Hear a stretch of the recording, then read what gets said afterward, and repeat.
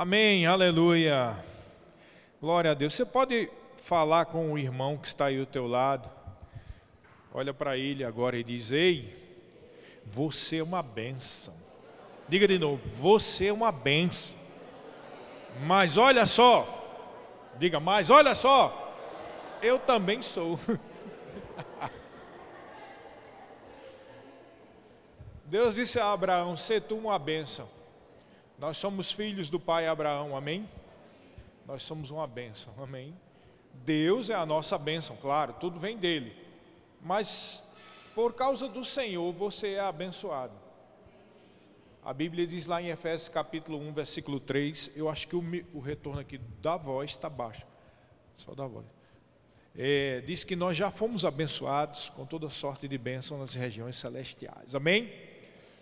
Queridos, eu sei que eu poderia começar essa pregação sem falar isso que eu vou dizer agora. Mas como nós somos ainda uma igreja, apesar dos 5 anos e meio por aí, somos uma igreja iniciante e não temos rema ainda, eu sempre falo algumas coisas que parecem meio óbvias para algumas pessoas que já conhecem a palavra da fé, né? Mas eu preciso falar que é para ficar bem solidificado na mente e no coração de todo mundo, amém? Existem 5 dons ministeriais e 5 existem chamados, e cada chamado tem a sua característica, amém, queridos? Cada pessoa tem a sua característica. Todo mundo percebe aqui que o Arthur tem um negócio meio de profeta, né? Amém? Dá para perceber. Assim como o pastor Isaac, que veio semana passada, a gente não sabia se era Arthur ou se era o Isaac que estava. Alguém me disse que estava lá no departamento infantil, e quando o Arthur estava na direção, disse: ué, e o pastor Isaac está dirigindo também? Por que isso? Porque eles têm algo em comum, têm uma unção parecida, amém? Nós temos pessoas aqui que têm uma unção. Quem lembra do Farias aqui? Farias também tem um chamado profético, amém? Quando a Fabiana ministra, a gente vê claramente um mestre, né? Ela ensina algumas coisas, não é verdade? Então cada dom tem a sua característica, e isso existe propositalmente por Deus, colocado por Deus, para trazer firmeza para a igreja. Existem igrejas que só fluem na profecia, e essas igrejas geralmente têm muito mover, mas tem pouca palavra, e as pessoas não sabem nada na palavra. Existem também igrejas que é o contrário, é só ensino, só ensino, só ensino, e o povo termina se transformando, o povo fica frio, o povo fica seco, porque falta ensino. Existe um dom chamado o dom de apóstolo, né? Que não tem nada a ver com os 12 apóstolos do Cordeiro, nem tampouco com os apóstolos de fundação. Isso é uma matéria que você vê no Rema, que fala sobre isso, tá? Existem os 12 apóstolos do Cordeiro, que foram aqueles 12, tá? Que depois Judas traiu e depois foi sorteado Matias. Existem os apóstolos de fundação, e dentre os quais está Paulo, que não fazia parte dos 12, mas você vê que grande parte do Novo Testamento foi escrito por Paulo, então ele é um apóstolo de fundação, porque fundamentou o ensino da igreja. E existem os demais apóstolos, que é um chamado apostólico, que ainda existe até hoje. E o propósito do chamado apostólico é fundamentar, é abrir a igreja e fundamentar. Amém? Está claro aqui? É por isso que eu estou falando isso, porque muitas vezes o Senhor me chama para trazer palavras para fundamentar. Deus nos chamou aqui, eu não estou dizendo que eu sou exatamente um apóstolo, mas pelo menos eu creio que há uma unção apostólica sobre mim. O apóstolo é enviado, a palavra apóstolo significa o enviado. Algumas pessoas pensam que apóstolo é o líder do ministério. Um líder do ministério sempre vai ser um apóstolo, porque ele foi enviado para uma obra. Mas nem todo apóstolo é líder de ministérios, amém? E geralmente o apóstolo ele é enviado para abrir igreja, ele é enviado para fundamentar. Então ele é dotado com um dom especial por parte de Deus para fundamentar. Então geralmente o apóstolo ele flui muito na unção de mestre, e eventualmente ele é usado nos dons, eventualmente, que é para trazer fundamentação, amém? Então Deus me usa muito para trazer uma fundamentação para essa igreja, sempre trazer para o eixo central, que é o Senhor Jesus Cristo, amém? E tem um assunto que estava hoje meditando, orando com o Senhor, falando com Deus, melhor dizendo. E Deus me trouxe um assunto que a gente já ministrou muitas vezes aqui, mas sempre é necessário, porque isso faz parte da vida cristã, é básico do cristianismo. E precisamos estar sempre afiados com esse assunto. E tem a ver com a crucificação da carne. Amém? Amém? Quando a gente vai falar de crucificação da carne, às vezes as pessoas não querem ouvir. Mas, querido, às vezes tem coisas na nossa vida que estão travadas. Às vezes não, com certeza, muitos de nós tivemos ou tivemos algumas coisas na nossa vida que estão travadas por causa da nossa carnalidade. Pode ter certeza disso, 100%. Tivemos ou temos. Alguns aqui já foram livres de algumas coisas da carne. Amém? Mas enquanto a sua vida estiver travada, tem algo que precisa ser mudado. Amém, queridos? Esse assunto sobre crucificar a carne é básico. Na verdade, Jesus falou muito sobre isso. Ele até disse lá no texto que eu já citei aqui, João 6,63, né? Diz assim, João 6,63, vamos abrir, começar com ele. Ele diz, o Espírito da vida. Eu estou aqui na NVI, tá? O Espírito da vida. Todos concordam que o Espírito de Deus dá vida? Concordam? Nós estamos aqui para algo espiritual. As pessoas pensam que às vezes estamos aqui cumprindo um papel de religião. Está muito enganado. Isso aqui não é religião. Nós não estamos aqui fazendo algo para agradar a Deus, para ver se Deus nos abençoa. Isso aqui tem a ver com relacionamento. E para que a gente entenda o que significa o relacionamento com o Senhor, é básico que a gente entenda essa questão das obras da carne, que a gente entenda o que você tem que crucificar a sua carne. Porque tem alguns nuances que alguns não perceberam e é por isso que não conseguiram ainda crucificar a carne. E aqui Jesus diz, olha, o Espírito dá vida, a carne não produz nada que se aproveite. Ixi. As palavras que eu vos tenho dito são Espírito e são vida. Tem três coisas aqui. Ele está dizendo primeiro que o Espírito do Senhor dá vida. Segunda coisa, ele está dizendo que tudo que é da carne, da carnalidade da pessoa, não serve para nada. Serve para nada. E a terceira coisa que ele está dizendo é que a forma como você ativar o espiritual na sua vida são as palavras do Senhor. Você está aqui nessa noite para ser ativado pela palavra do Senhor. Eu creio em nome de Jesus que a unção do Espírito Santo, junto com a palavra do Senhor, vai ativar áreas na sua vida. Vai ativar aquilo que precisa ser ativado. Pastor, mas eu já ouvi tanto sobre esse negócio de crucificar a carne. Mas todo dia, toda pregação é diferente uma da outra. Há uma unção de Deus, um poder que foi liberado dos mais altos céus, especificamente para hoje, para este momento. Você está debaixo da palavra certa, debaixo da unção certa, e com certeza a graça do Senhor vai fluir, vai atingir aquilo que precisa ser atingido na sua vida. Quem crê nisso? Então, eu quero começar, eu ia deixar essa parte aqui para o final, porque é um caldo grosso, mas eu vou fazer diferente. Eu vou começar com um caldo grosso, que é para você ficar tão impactado, que a partir de agora tudo vai ficar mais leve.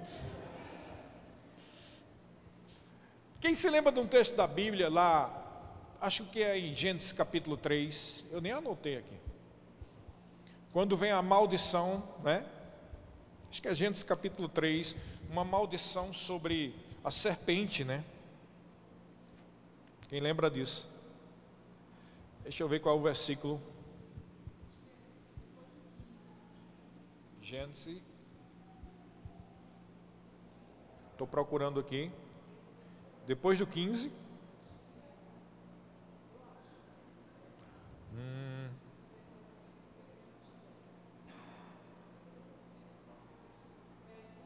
Qual é o versículo? 14. Só um momentinho aqui que desconfigurou o computador. Às vezes eu venho com o computador, pessoal, porque não só porque é mais fácil de eu fazer o estudo aqui, mas também porque eu deixo salvo tudo para depois, tá? É por isso que eu trago o computador.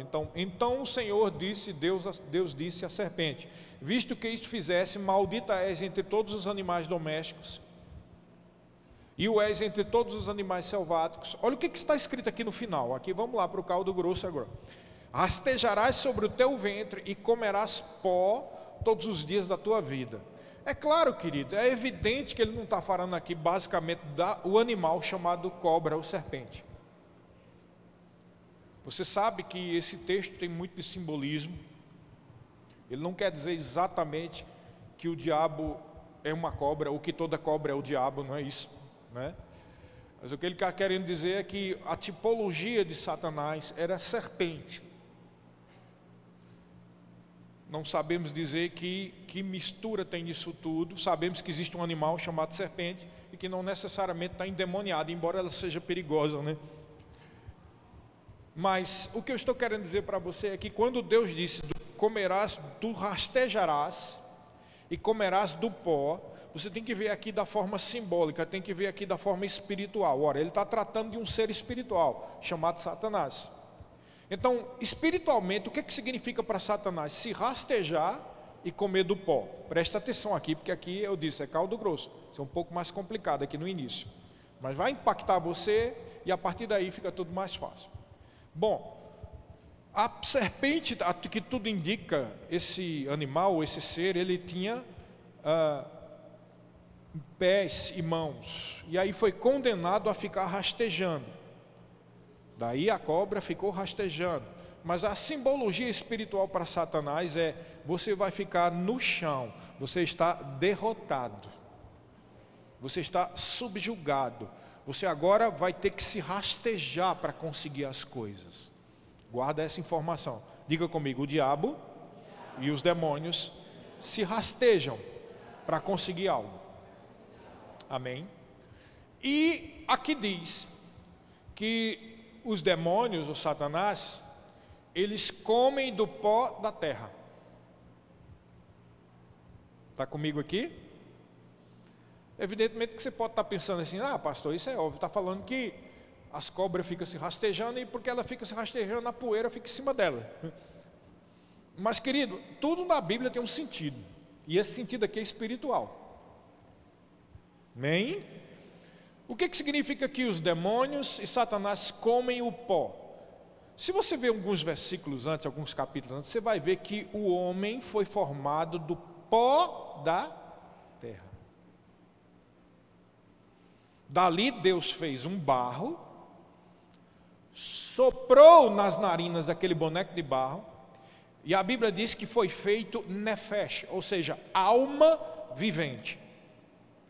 O simbolismo é: aquilo era um corpo inerte, e agora Deus respirou do seu espírito, e ali aquele corpo que era um boneco de barro se transformou numa alma vivente, ou seja, um ser que agora pensava, meditava, andava e tendo o seu próprio espírito, da própria natureza de Deus dentro dele. Por isso que Deus disse: Pai, Filho e Espírito Santo, façamos o homem conforme a nossa imagem e conforme a nossa semelhança. Amém? Como foi dito aqui, Adão cometeu alta traição, e o homem e a mulher saíram da posição espiritual que estava diante de Deus. Por isso que Deus disse: Adão, onde estás? Ora, se Deus é onisciente, ele sabia onde é que ele estava.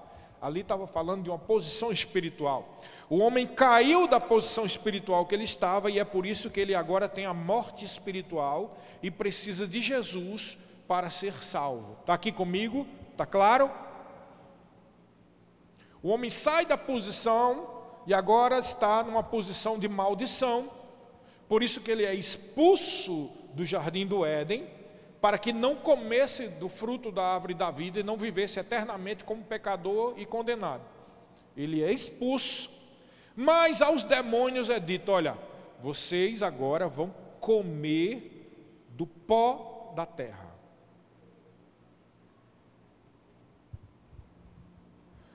Ora, se o homem foi criado do pó, o que significa comer do pó da terra? Os demônios se alimentam da carnalidade das pessoas. Amém? Alguém aqui já teve a experiência de entrar num ambiente super carregado de demônio e sair esgotado, sem força?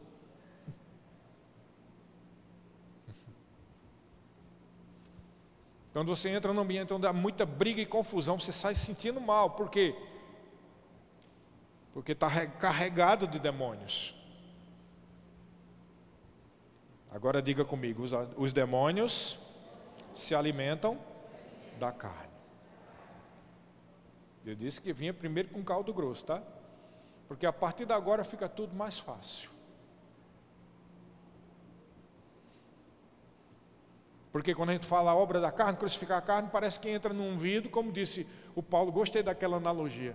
Entra num vidro e nem sai por outro, porque no vácuo não se propaga. O vácuo, a cabeça é oca.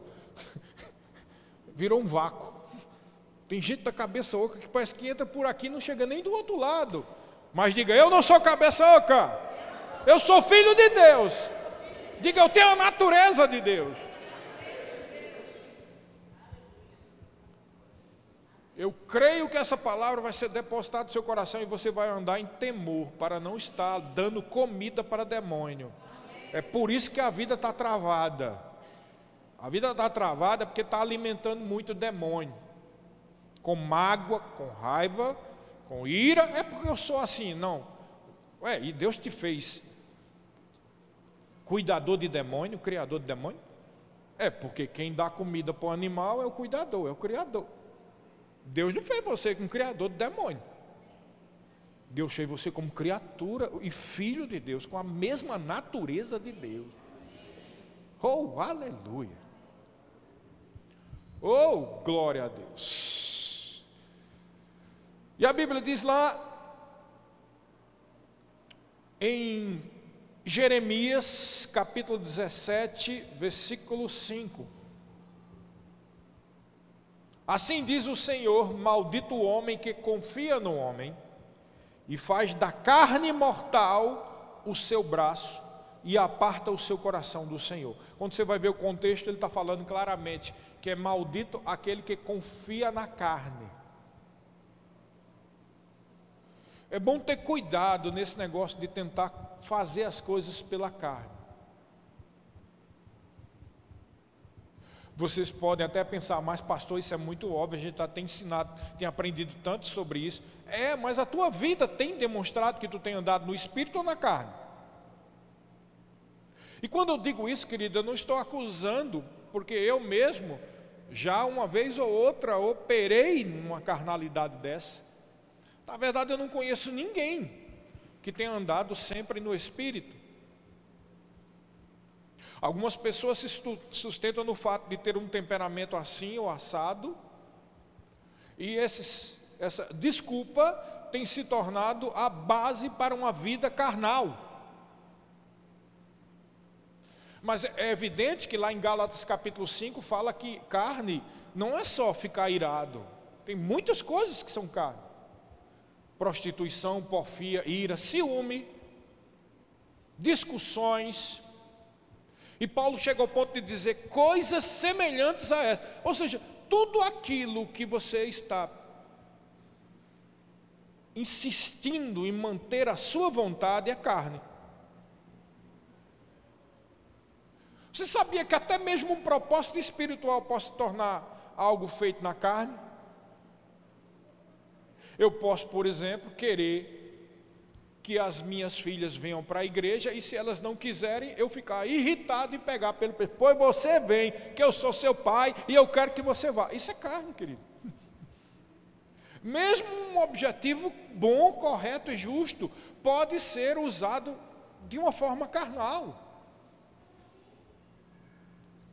Quem tem filhos aqui sabe como é fácil você sair do amor para a ira, né? Porque eles desobedecem e você, a vontade que tem é dar umas palmadas. Mas toma cuidado que as palmadas têm que ser tão controladas pelo Espírito. É possível dar palmada pelo Espírito? É, sim. Como assim? Você sabe que está dando não porque está se vingando, mas porque a pessoa ou a criança precisa de uma disciplina. E você diz para a criança: olha, eu vou bater em você e eu não estou gostando nada disso, mas eu vou ter que... Mas não, papai não faz. Eu vou ter que fazer. Por quê? Você precisa de uma disciplina. E como a sua mente ainda não entende o que é uma disciplina verbal, psicológica, eu preciso trazer essa forma mais simples. É claro que não vou explicar tudo isso para uma criança, claro, né? Eu estou trazendo isso para você entender. E diz que papai ama e ora e tudo, é possível sim. Mas a verdade é que a maior parte dos pais, eles espancam as crianças, porque eles estão irritados, porque a pessoa ou a criança desobedeceu e desobedeceu e desobedeceu. E é por isso que traumatiza, porque foi feito na carne. Eu estou dando um exemplo sobre disciplina, mas existem muitas coisas que os crentes operam na carne. E muitas vezes esse é o motivo pelo qual estamos travados. Jesus Cristo disse, olha, o Espírito que dá vida, a carne não serve para nada. Vai servir sim para as pessoas ficar com mágoa de você, ficar com raiva de você, e depois você dizer para todo mundo, eu tenho essa dificuldade no meu temperamento, eu tenho dificuldade de relacionamento. Mas é claro que tem dificuldade de relacionamento, porque você opera na carne e bota desculpa dizendo que está fazendo a obra de Deus.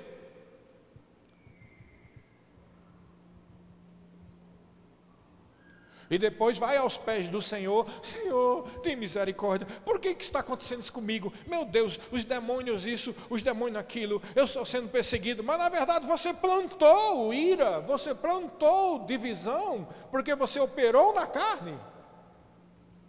E veja, mais uma vez eu digo, eu não estou dizendo que eu não errei ou que eu não erro, eu estou dizendo que esse é o motivo pelo qual muitos de nós temos dificuldades. Amém. Estamos aqui trazendo um alimento sólido, base para a nossa vida, amém? Então, Deus chega ao ponto de dizer que é maldito o homem que confia na sua própria carne, ou seja, na sua capacidade intelectual, na sua experiência, na sua cultura, no que seu ponto de vista, no que acha. Pastor, então é errado eu achar alguma coisa? Não, Deus te deu inteligência, Deus te fez um ser inteligente, você pode e deve ter a sua própria opinião. Mas o que nós devemos deixar bem claro dentro de cada um de nós, como filhos de Deus, é que nós temos a natureza dele, e nós amamos a ele, e logo nós fazemos a vontade dele. Então mesmo que eu tenha a liberdade de achar o que eu quiser achar sobre qualquer assunto, eu não tenho o direito e a liberdade de ir contra o Senhor para prevalecer a minha vontade. E muito menos na vida dos outros. Amém.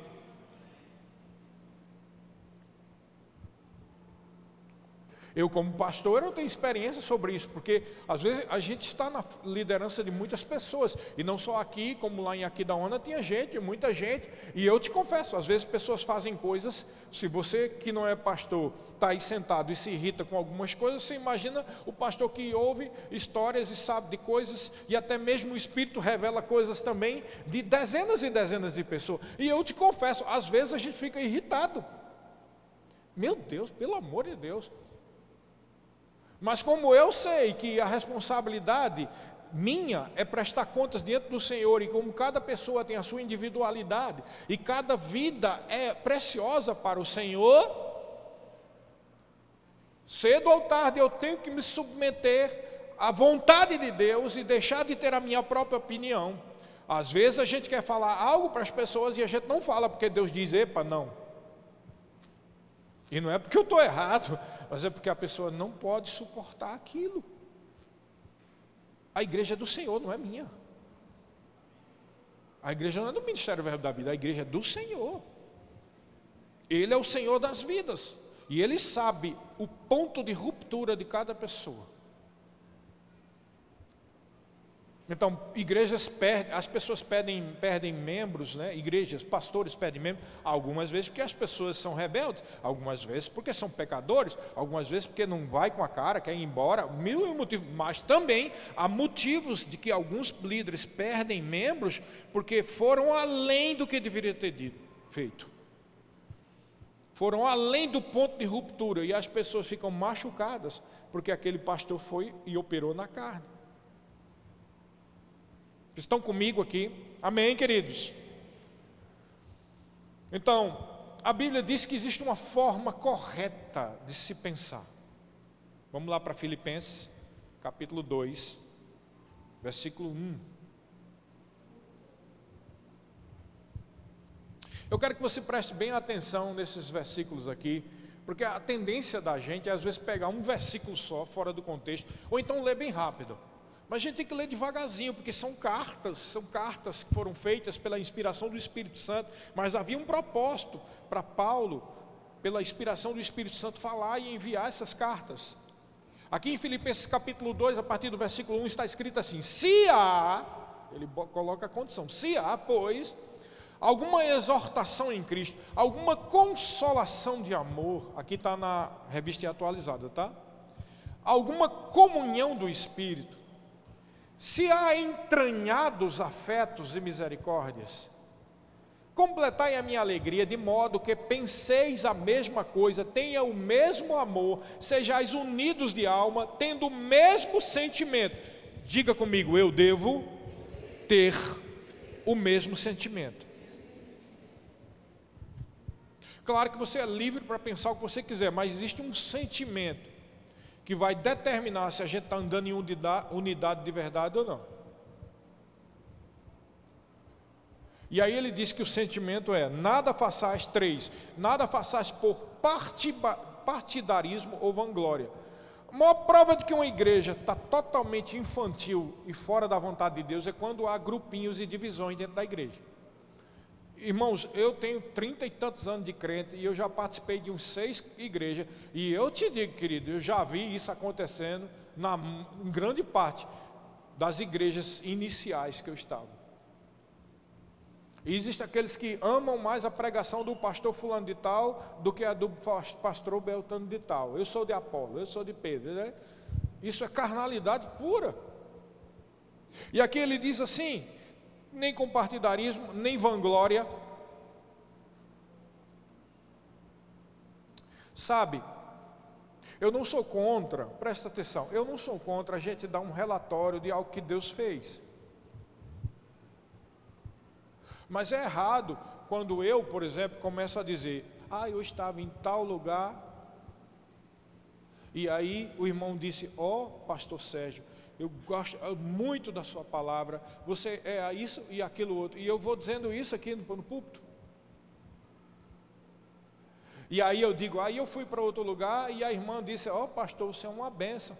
Irmãos, se eu sou uma bênção ou não, para que eu estou divulgando para vocês o que os outros dizem a respeito de mim? Isso é totalmente desnecessário. Isso entra dentro do versículo de Jesus: a carne não serve para nada. Isso é vanglória.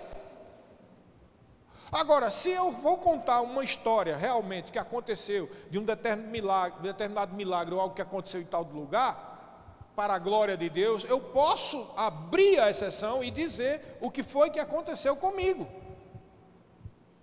Amém? Mas assim, o que sai da boca vai mostrar o que está dentro do coração. Amém? O que sai da tua boca vai mostrar o que está dentro do teu coração. E não adianta dizer uma história, porque os seus olhos vão revelar para as outras pessoas quem você é.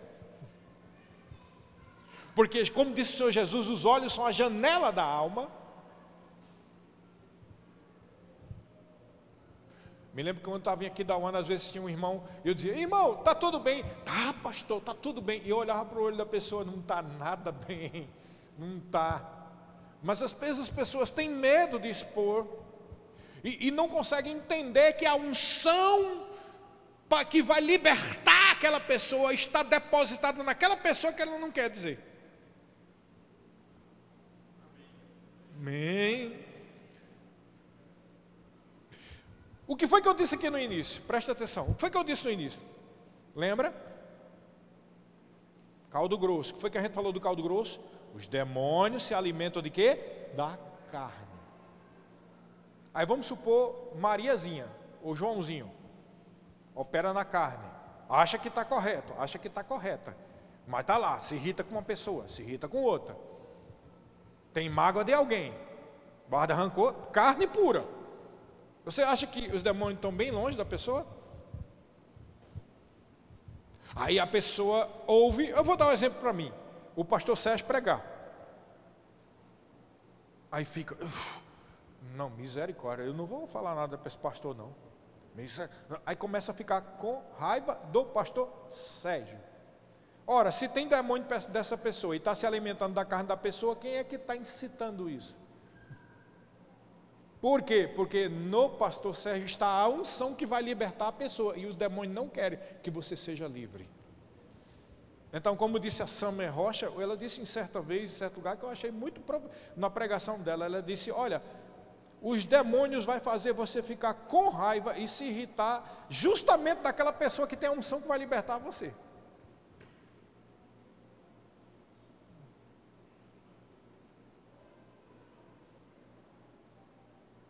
Eu já vi isso muito acontecer, já vi gente carnal amando o pregador que nem trisca na ferida dele. Oh, que fulano, ainda faz questão de chegar para aquele que vai libertar e diz, mas fulano que é uma benção. Como quem diz assim, tu não é.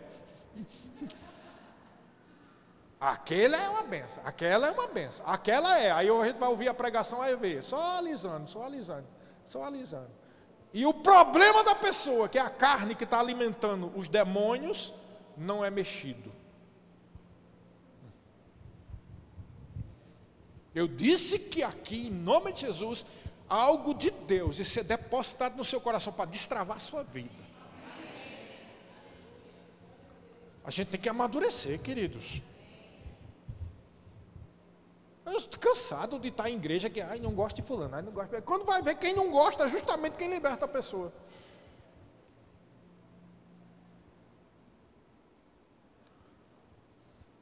Amém? Vocês estão comigo? Porque se os demônios se alimentam da carne e a pessoa está operando na carne, você acha que o demônio vai querer que você se junte com alguém que vai ajudar você? Claro que não! Vai fazer você ter medo dessa pessoa. Correr, ter raiva, ficar enjoado. Amém? Porque precisamos entender que isso aqui é o corpo de Cristo, isso aqui não é um clube gospel. Não estamos aqui para fazer as nossas vontades, estamos aqui para depender da vontade de Deus, da graça, da unção do Deus Todo-Poderoso, para que possamos receber tempos de refrigério se manifestando na nossa vida. Amém? Então, na verdade, o que existe é isso, é muita carnalidade em muitas igrejas. E aqui diz, continuando, nós não terminamos, versículo 3, nada façais partidarismo ou vanglória, mas por humildade, considerando cada um os outros superiores a si mesmo. Queridos, enquanto você não estiver na posição existe uma diferença em, olha só, como o diabo usa também, existe uma diferença em eu considerar o outro superior, ou eu me considerar um nada, é diferente. O pó, o verme de Jacó, está vendo, eu sou humilde, eu sou o verme de Jacó. Não, aí já passou do limite de considerar os outros superiores a si mesmo, para não considerar nada, nem mesmo o poder de Deus está sendo considerado na sua vida. E você não é filho de Deus? Você acha que Deus te criou para ser um nada? Não. Então, quando a Bíblia diz que eu devo considerar os outros superiores a si mesmo, eu sou filho de Deus, eu sou abençoado, o maior habita em mim, mas eu não posso achar-me alguma coisa superior a qualquer dos meus irmãos, porque nós estamos todos juntos, no mesmo barco, no barco do Evangelho, no barco do Reino de Deus, estamos todos dependentes do Senhor, e ninguém aqui é superior a ninguém. Existem chamados, existem formas de Deus agir, como a Bíblia diz, a multiforme graça de Deus. Mas eu não sou superior a ninguém. As minhas falhas mostram que eu não sou superior a ninguém. As suas falhas mostram para você também. Mas também, mesmo eu tendo falhas, eu não sou o verme de Jacó, nem o pó que não vale nada. Nem você. Por isso que eu disse no início, diga para o seu irmão, você é uma bênção. E eu sou também. Diga de novo, ei, você é uma bênção. Mas eu sou também. Amém? Existem limites que precisam ser respeitados. E a gente só entende esses limites quando amadurecemos na palavra de Deus, que produz o poder de Deus. Então, aqui diz, no versículo 4, não tenha cada um em vista o que é propriamente seu, senão também cada qual o que é dos outros. Ele não está querendo dizer aqui que você deve ser fofoqueiro ou fuxiqueiro. Ele está dizendo aqui que você deve se preocupar com os projetos das outras pessoas. Amém? E aí, irmão, como é que está aquilo? Como é que está a tua família? Como é que está? Isso é ter em vista o que é dos outros. E aí ele diz no 5, tende em vós mesmos, e aqui é onde está a raiz do sentimento cristão, o mesmo sentimento que houve também em Cristo Jesus. Ele diz no 6, pois ele, subsistindo em forma de Deus, não julgou como usurpação o ser igual a Deus. Antes, a si mesmo se esvaziou, em outras versões diz-se aniquilou.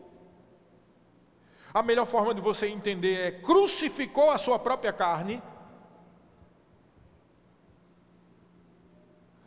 assumindo a forma de servo, tornando-se em semelhança de homens e reconhecido em figura humana. Claro que quando eu digo aqui crucificando a carne, ele não estava na posição de carne quando ele estava na glória de Deus, né? Claro. Mas aqui quando eu falo de carne, eu não estou falando do corpo humano, eu estou falando de vontade. Porque a palavra carne significa não só carnalidade no sentido de corpo e desejos do corpo, mas também carne tem o seu conotação psicológica. Eu posso explicar carne. O que é carne, pastor? Eu vou dizer para você o que é carne. Carne é o corpo junto com a alma, a mente, sem o controle do espírito. Então, existem obras da carne que não necessariamente têm a ver com desejos do corpo. Quando eu com a minha mente fico irado, eu não estou usando meu corpo. O máximo que eu posso fazer no meu corpo é dar umas bufadas, né? Feito um boi. Mas eu não estou fazendo nada contra você. Mas dentro de mim eu estou matando você. Isso opera um pecado. Então carne tem a ver não só com o corpo, mas tem a ver com o psicológico, com a psique, com a alma. Amém? Então quando a Bíblia diz que Jesus aniquilou-se, ele não está levando em consideração a carne dele, está levando em consideração a vontade dele. Porque a alma não só são pensamentos e lembranças, mas tem também a vontade. Diga, a minha vontade está na minha alma. Sua força de vontade é um potencial da sua alma. Não é do espírito, é da sua alma, é da sua psique. Quando você está focado em algo, o que é que significa isso? Você está botando a sua vontade para algo. É uma força da alma, é uma força da psique. Por isso que tem pessoas que nem nascido de novo, até ateu mas tem força de vontade. Enriquece e é um ateu. Porque ele tem aquele aspecto da força de vontade firme, ele tem foco, ela tem foco. Então é isso que está tratando aqui. Então continuamos. Esvaziou, assumindo forma de vertal e figura humana. 8. A si mesmo se humilhou, tornando-se obediente até a morte, e morte de cruz. Aqui está falando da crucificação de Jesus. Mas em linhas gerais nós podemos entender que o sentimento que nós temos que ter é crucificar a nossa própria carne, mesmo sabendo que nós somos filhos de Deus. Nós não devemos ousar por usurpação ser como Deus, apesar de ser filhos de Deus, mas devemos nos anular, considerar os outros superiores a nós mesmos e sermos obedientes, ou seja, usar a nossa força de vontade para obedecer. Diga, eu tenho que usar a minha força de vontade. E aí a gente começa já a ver aqui os princípios da solução do problema. Força de vontade.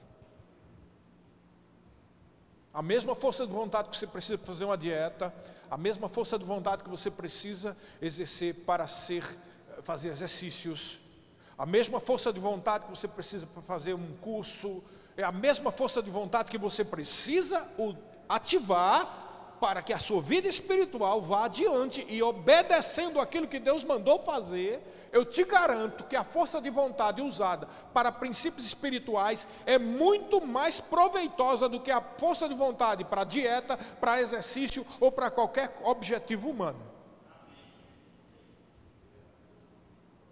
É por isso que Paulo disse, o exercício físico para pouco é proveitoso. Ele não disse nada, ele disse que era pouco, mas ele não disse que não era importante. Nós sabemos a importância do exercício físico e de dietas, todo mundo sabe. Mas ele está dizendo pouco porque ele está visando o objetivo espiritual. Você precisa pôr esse foco em coisas naturais e colocar no alvo certo, que é o espiritual. Foco na oração, foco na consagração, foco na meditação, foco em crescer em Deus, porque aí sim será muito proveitoso. E é por isso que estamos dando essas bases. Aqui nós estamos falando sobre a crucificação da carne, que envolve todas essas áreas, não só o relacionamento com o próximo, mas também o seu próprio crescimento. E aí diz que no 9, pelo que também Deus o exaltou, sobremaneira ele deu um nome que está acima de todo nome, para que ao nome de Jesus se dobre todo joelho nos céus, na terra e debaixo da terra, e toda língua confesse que Jesus Cristo é o Senhor, para a glória de Deus. Diga comigo o exercício, ou diga comigo, a minha vontade, a minha determinação e o meu foco no espiritual tem muito proveito. Amém. Então, a Bíblia fala também outro texto interessante que eu vejo lá em Romanos 8, do versículo 5 ao 17. Já falei esse texto aqui também. A partir do 5 diz assim: porque os que se inclinam para a carne, cogitam para as coisas da carne. Eu gosto na versão da NVI que diz a mentalidade. Cogitam das coisas da carne, mas que se inclinam para o Espírito, as coisas do Espírito. Aí diz aqui no 6, porque o pendor da carne, na NVI diz, porque a mentalidade carnal, ou a mentalidade da carne, dá para a morte, mas a mentalidade do Espírito, eu gosto desse termo, mentalidade, porque mostra claramente que pendor da carne tem a ver com a força de vontade mental.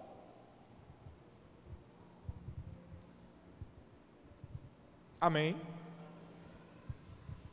Podemos dizer assim, a força de vontade da tua mente usada para a carne vai dar morte.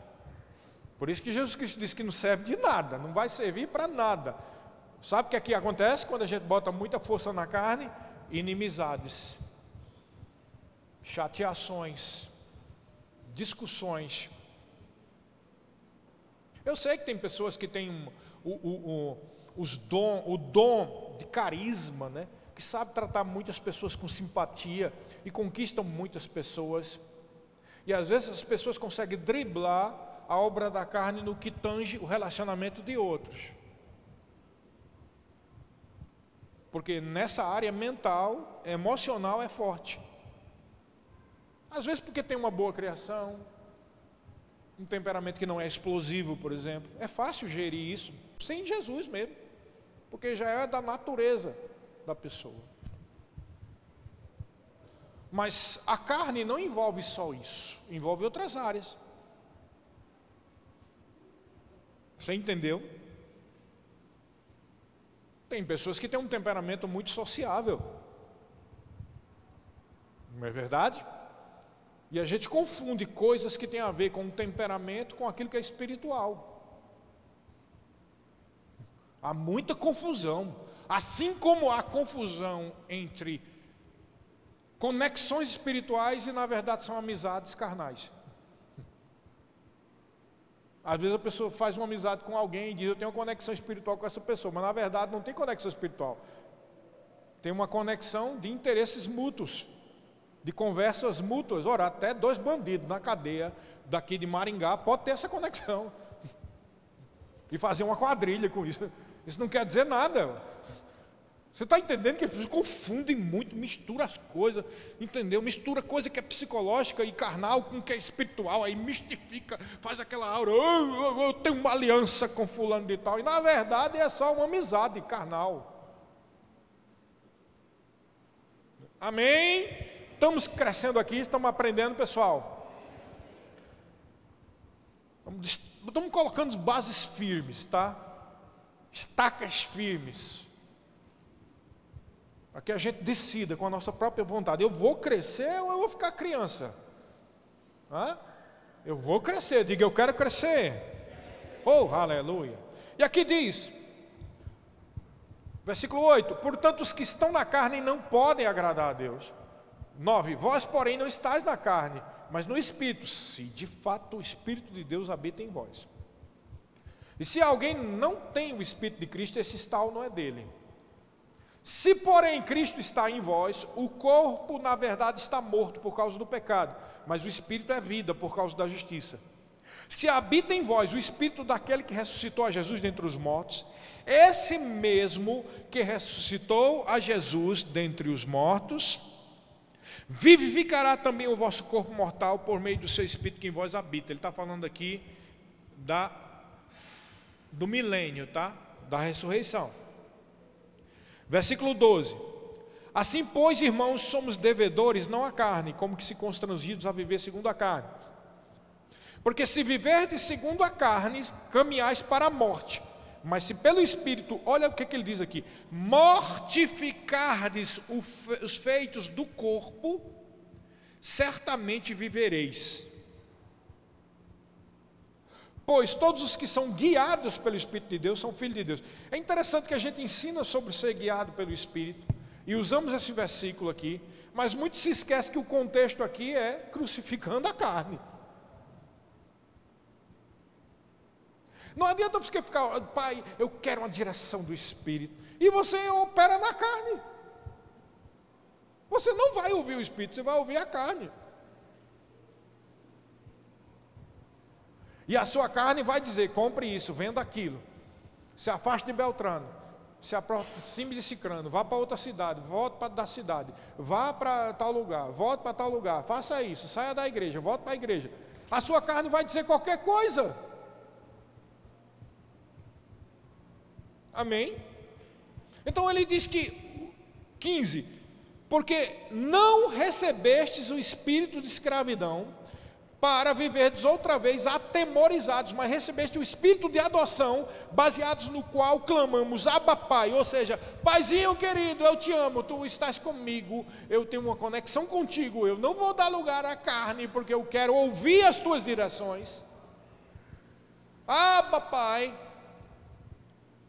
O próprio Espírito testifica com o nosso Espírito que somos filhos de Deus. Ora, se somos filhos, somos também herdeiros, herdeiros de Deus e co-herdeiros com Cristo. Se com Ele sofremos, também com Ele seremos glorificados. Por que ele está falando se com Ele sofremos? Algumas pessoas trazem aquela conotação histórica. Não, ele está falando da igreja primitiva que estava sendo perseguida. Não, o contexto aqui é obra da carne e fruto do Espírito. O contexto aqui é o teu sofrimento quando você mortifica o feito da carne. Ele está dizendo, quando você sofre e mortifica a sua carne, saiba que isso vai redundar em glória. É uma semente, como foi dito aqui, que vai dar um fruto bom. Você não está fazendo a sua vontade, você está procurando fazer a vontade de Deus. Amém? Então, presta bem atenção nesse versículo, que alguns também não entendem esse texto aqui. Em Mateus capítulo 26, versículo 39 a 42. Muitas vezes eu já vi gente dizendo de todo tipo de coisa. Mas, querido, vamos observar o ensino de Cristo, o ensino dos apóstolos, o ensino da Bíblia sobre esse assunto, e você vai entender. Aqui em Mateus capítulo 26, versículo 39 a 42, foi quando eles estavam lá no jardim do Getsemane. Presta atenção, sabe o que significa a palavra Getsemane? Getsemane vem do aramaico. Getsemane era o nome que era dado àquele jardim, porque naquele Monte das Oliveiras tinha uma plantação de oliveira, óbvio, por isso que o nome era Monte das Oliveiras. Mas por que tinha ali oliveira? Era porque eles juntavam aquelas olivas ali, aquelas azeitonas, e tinha uma prensa ali, onde era prensada aquela oliveira e produzido o azeite da unção. A unção sacerdotal e a unção que era usada nos ministérios de Israel, no sacerdócio, no templo, em todo lugar, era produzido naquele lugar, no Monte das Oliveiras. E o nome Getsemane é do aramaico e significa prensa do azeite. Então, vamos colocar no português. O nome do lugar ficava no Monte das Oliveiras. Era Jardim da Prensa dos Azeites das Oliveiras.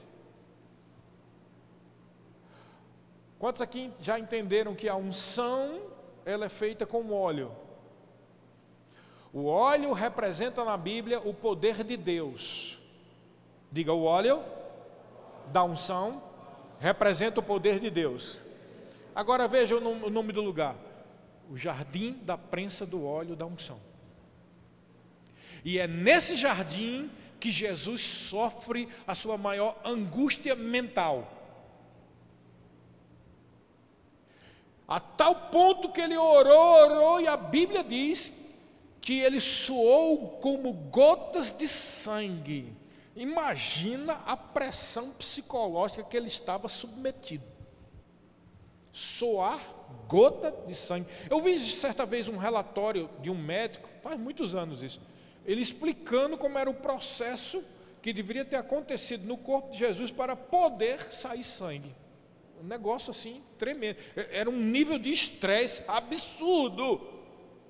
Ei, Jesus também ficou estressado, senão não tinha saído sangue não, querido. Vamos libertar hoje, porque tem gente que diz que você, porque está na palavra, nunca vai ser estressado. Irmão, Jesus sofreu o estresse para que você não tenha que ficar estressado, entendeu? Como é que é? Mas para você não ficar estressado, você tem que aprender isso que a gente está aprendendo hoje, sobre crucificar a carne. Porque o estresse é o resultado de muita carne.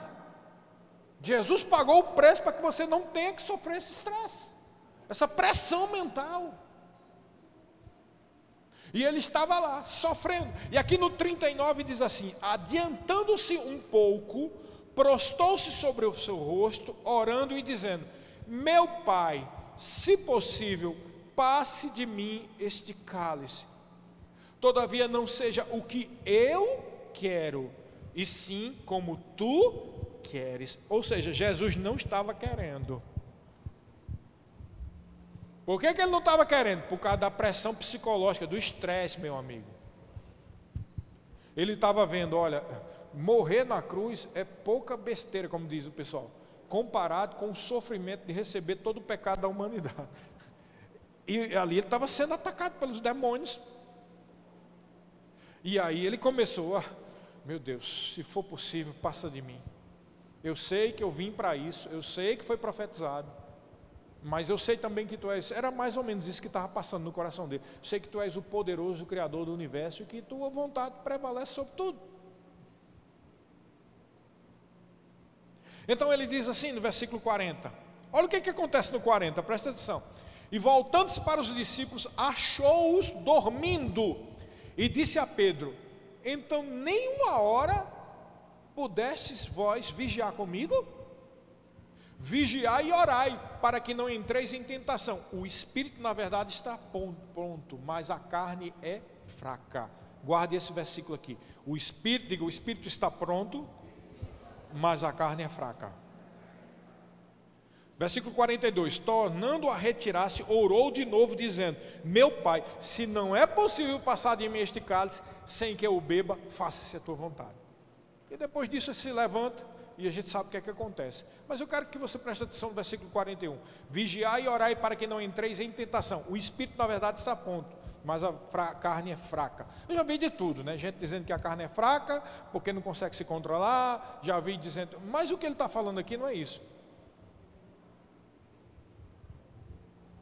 O que ele está dizendo é o seguinte, literalmente: se você, eu vou traduzir aqui, se você depender só da sua força e da sua carne, a sua carne não vai aguentar, ela não tem força.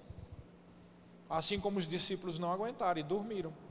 Tem uma hora que você não aguenta. Não existe essa de tão ungido que vai ficar 5 dias seguido só no Espírito. Vai morrer. Porque a carne é fraca. A carne não aguenta o poder do Espírito.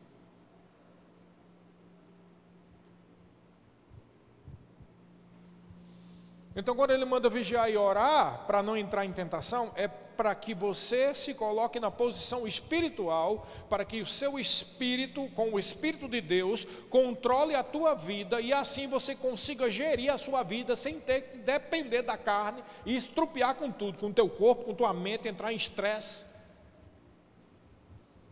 Amém? Então, não tem futuro nenhum depender da carne.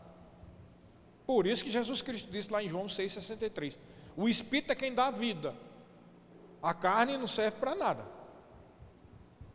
Pelo contrário, se depender da carne, aí é o que acontece lá em Jeremias, maldito é o homem que confia no braço. Vai dar estresse, vai dar colapso emocional, colapso psicológico. Irmão, você sabe, é impressionante a quantidade de ministros, pastores, líderes de grandes ministérios que entraram em colapso nervoso, estresse, precisa de tratamento psicológico ou de uma casa de descanso, de repouso. Por quê? Porque o cara não parava de pregar e de fazer evento e agenda e não sei o que mais lá. Veja que eu disse que até mesmo algo espiritual pode ser usado de uma forma carnal. Essa vida que nós estamos vivendo hoje é a vida do the best, ou seja, você tem que ser o melhor. É a chamada lei do cão, é a lei da selva. Só vence quem é o melhor. E a pessoa faz 1001 cursos para ser o melhor, para ser produtivo, para ser produtivo. Sabe como é que é o nome disso, querido? Pragmatismo. O nome disso é utilitarismo. O nome disso é, você só vale o que você produz. Mas Jesus não chamou você para estar numa pirâmide, onde você é o maioral, porque você produz mais. Não, a Bíblia diz que você deve considerar os outros superiores a si mesmo. Se há alguma produção que Deus requer de você, é a produção espiritual de estar na presença dEle constantemente. Você sabia que eu posso estar ministrando todo dia em uma igreja diferente, e ter uma agenda cheia, e mesmo assim estar operando na carne? E pessoas serem salvas, e pessoas serem batizadas no Espírito Santo, mas eu acabo com a minha própria vida e com a minha família, porque estou operando na carne. Mas como assim, pastor? E como é que o povo foi salvo? Porque as pessoas vão receber do dom que há em mim, e o Espírito vai fluir através de mim, para abençoar pessoas, mas a minha família vai ser prejudicada, e a minha própria psique será prejudicada, porque eu vou estar em estresse.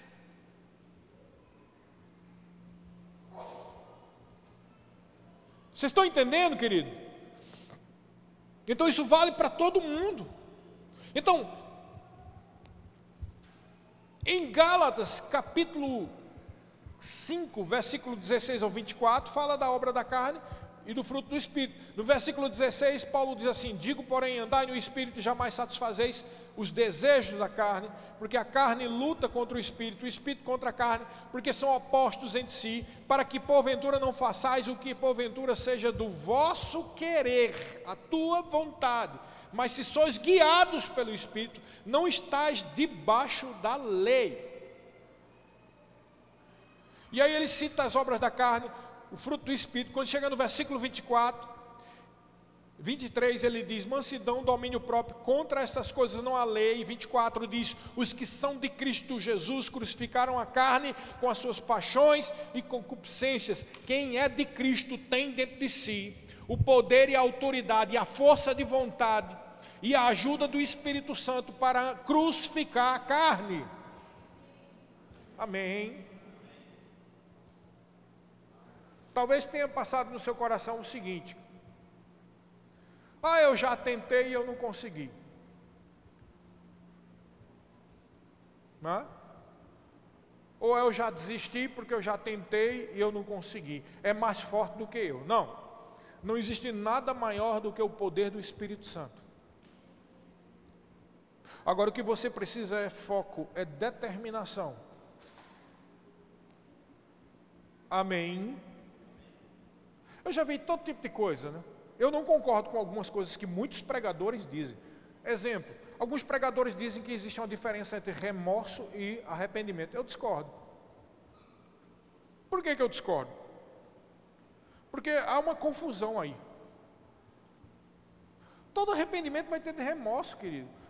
O sentimento de tristeza porque fez algo vai estar no arrependimento, vai estar no remorso, em todo lugar.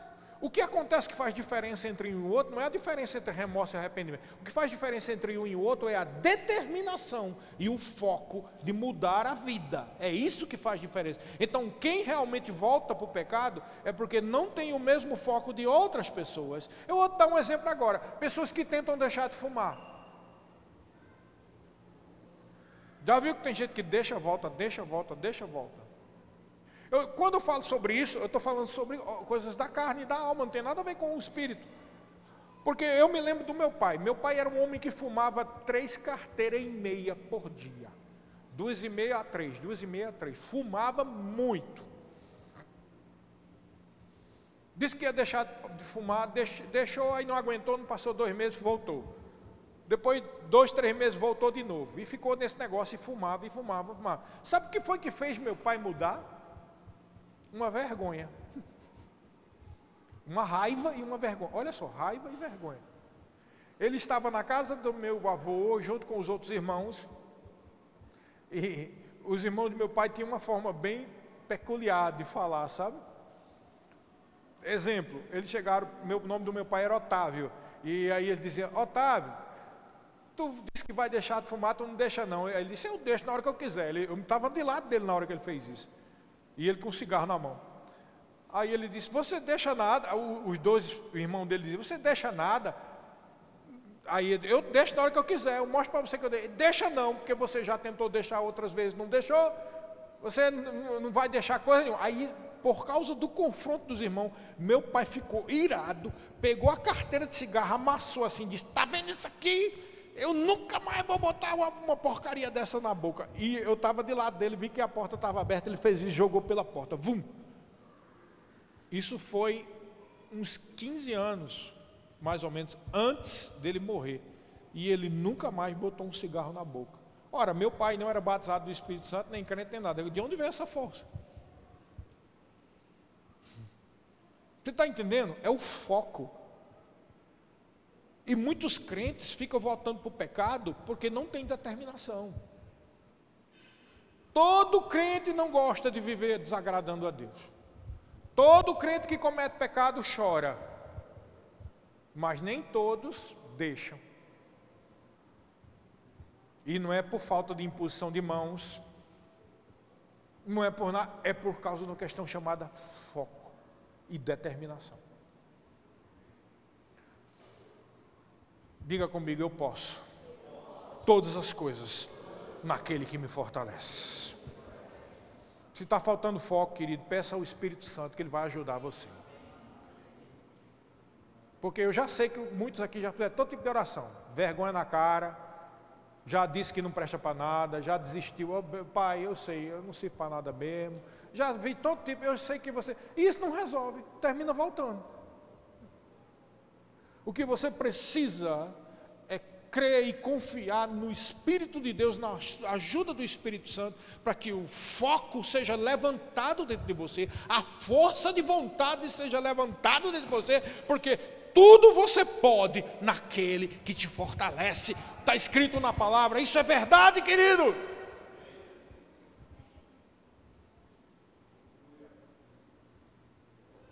Tudo eu posso. Rapaz, se o meu pai com raiva carnal e tudo amassou aquele cigarro e nunca mais voltou, por que um crente não pode deixar de pecar? Mas meu pai ficou com raiva do cigarro e com raiva do confronto dos outros. Saiba que tem um demônio confrontando você, fazendo a mesma coisa que os irmãos do meu pai faziam com ele. Sabe que todos os demônios chegam para você, que nada, que tu não deixa pecado coisa nenhuma, que tu amas pecado, tu não tem vergonha na cara, tu diz que ama a Deus, mas não ama a Deus. É por isso que eu não concordo com essa história de dizer que há diferença de remorso e de arrependimento. Sabe por quê? Porque pessoas que estavam com remorso, supostamente, choraram, ficaram tristes, ficaram envergonhados, mas não conseguiram. E não era porque não se arrependeram, não era porque não tinham determinação e nem a percepção que o diabo estava passando aquilo na cara deles. Crucifica a carne, para que seja destravado aquilo que precisa ser destravado na sua vida, irmão. Determinação. Amém? E assim eu finalizo com esse texto. Esse texto. Versículo Mateus 16, 21 a 26.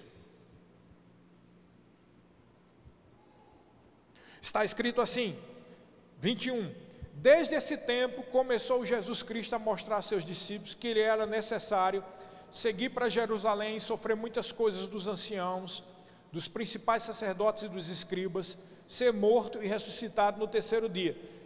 E Pedro, chamando-o à parte, começou a reprová-lo, dizendo: tem compaixão de ti, Senhor, isso de modo algum te acontecerá. Mas Jesus, voltando-se, disse a Pedro: arreda, Satanás, tu és para mim pedra de tropeço, porque não cogitas das coisas de Deus, e sim das dos homens. Você está entendendo aqui que é um ensino sobre crucificação de carne aqui? Então disse Jesus aos seus discípulos: se alguém quer vir após mim, a si mesmo se negue, tome a sua cruz e siga-me. Porquanto quem quiser salvar a sua vida, perdê-la-á, e quem perder a vida por minha causa, achá-la-á. Está muito óbvio e claro que ele está falando aqui sobre crucificar a carne. Eu disse a você que é um ensino básico. Sabe, às vezes coisa não destrava da vida da gente, porque a gente está insistindo em operar na carne. Jesus disse: olha, o que ele está querendo dizer? Quando você cogita não das coisas de Deus, mas dos homens, você corre o risco de estar operando segundo a carne, alimentando. Olha o que foi que ele disse aqui. Na verdade, imagina a cena. Pedro, quando disse: Jesus, de forma nenhuma, tem misericórdia de ti. Tem gente que pensa que Pedro estava endemoniado, mas não estava endemoniado. O que aconteceu foi que Pedro teve dó de Jesus, e em vez de cogitar no projeto profético de Jesus, cogitou na carne e no bem-estar de Jesus. E por falta dessa percepção espiritual, ele estava operando na carne, e operando na carne ele estava dando umas empadinhas para um demônio. E é por isso que Jesus disse: arreda-te de mim, Satanás, porque tu cogita das coisas do mundo. Ou seja, tu está incitando Pedro para ele ver só o lado do meu conforto, e assim tu está se alimentando da carnalidade de Pedro, tentando me desviar da minha obra. Por isso que ele disse: qualquer um que amar a sua vida. É por isso, irmão, preste atenção nessa história de sonho. Eu quero fazer os meus sonhos. Irmão, os meus sonhos são sonhos de Deus. Que heresia é essa, irmão? Os seus sonhos só são sonhos de Deus se o que você está sonhando é aquilo que Deus já sonhou para você. Porque se o seu sonho não é o sonho de Deus, você vai rodar para cumprir o teu sonho, e tu vai ficar igual Israel no deserto, só rodando. E em vez de aprender que você precisa crucificar o seu sonho. O meu sonho era abrir um supermercado. Você já viu se Deus quer isso para você? Tenta, nunca consegue, e não vai conseguir, porque não é o melhor de Deus para a sua vida. E se você conseguir, saiba que foi não a perfeita vontade de Deus, mas uma insistência sua, e você nunca vai ser totalmente satisfeito fazendo aquilo que você quer e que você projetou, e não aquilo que Deus projetou para a sua vida. Fica sempre um gostinho de insatisfação. Faltou algo na minha vida. E a pessoa morre, 70, 80 anos, com aquela sensação que faltou algo. E faltou algo porque não cumpriu o propósito de Deus, o sonho de Deus, mas somente o seu próprio sonho. Aqui está claro, qualquer um que quiser salvar a sua vida, literalmente, vamos botar no português de hoje, qualquer um que, então disse Jesus aos seus discípulos: se alguém quer vir após mim, a si mesmo se negue, toma a sua cruz e siga. Porquanto, quem quiser cumprir os seus próprios sonhos na sua vida, vai perder tudo. E quem deixar para lá os seus sonhos da sua vida, por minha causa, vai achar a vida.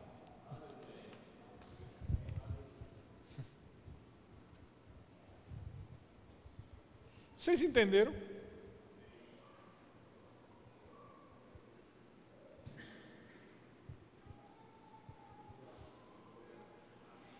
O seu sonho deve ser cumprir o propósito de Deus na sua vida. Esse deve ser o seu sonho. Mas você tem que crucificar a sua carne. Você tem que deixar de lado tua vontade, teu projeto. Confiar no Senhor de todo o coração, não te estribar no teu próprio entendimento, e Ele vai consertar as tuas veredas. Ele vai fazer você ter um propósito, ter um objetivo, ter uma razão de viver. Amém? Quem queira isso para mim? Sabe, as coisas vão destravar.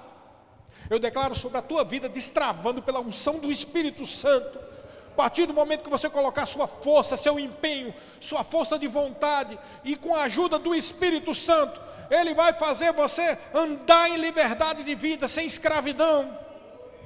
Vai cumprir-se na sua vida o propósito de Deus. Em nome de Jesus.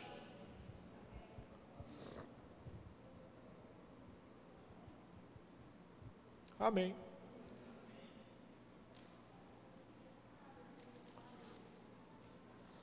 Tudo que você aprende sobre a vida de Deus, sobre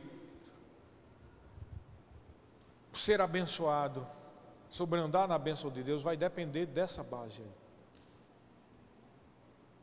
Amém? Porque é realidade da nova criação não só ter a mesma natureza de Deus, além disso, ser abençoado, próspero, salvo, curado, guiado pelo Espírito. Mas não é só isso, bem como ter um coração manso, humilde, o mesmo sentimento que houve em Cristo Jesus. Amém, queridos? Eu creio de todo o coração que com a ajuda do Espírito Santo,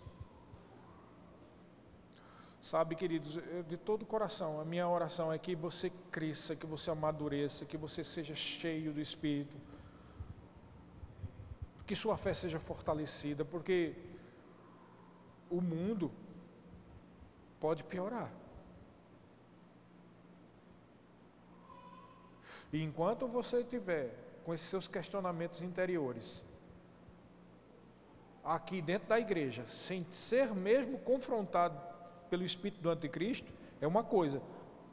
Mas quando a operação do que há no mundo se tornar mais forte, antes do arrebatamento da igreja, vai ser requerido de você uma atitude de maturidade cristã. Então é melhor se consertar agora do que ficar no desespero depois. E eu te digo, há uma unção liberada do trono de Deus para equipar e preparar a igreja para os últimos dias. Deus está levantando um exército de homens e mulheres, crianças, jovens, pessoas saudáveis, pessoas que vão continuar firme. Então a gente tem que sair desse nível de briga, de confusão, de besteira que passa na mente da gente, crucificar a carne. Amém? Eu vendo o irmão ali, né, eu me lembrei que a gente gostava de assistir às vezes aquelas lutas de MMA, né? Eu parei de assistir, né? Mas eu gostava da expressão do locutor quando ele dizia: sou, como é que é o gongo, o sinal, como é que é? O gongo, né? Soa o gongo, agora chegou a hora de separar os homens dos meninos. Quem lembra disso aí? Soou o gongo do último tempo e da última hora. Chegou a hora de separar os crentes dos carnais.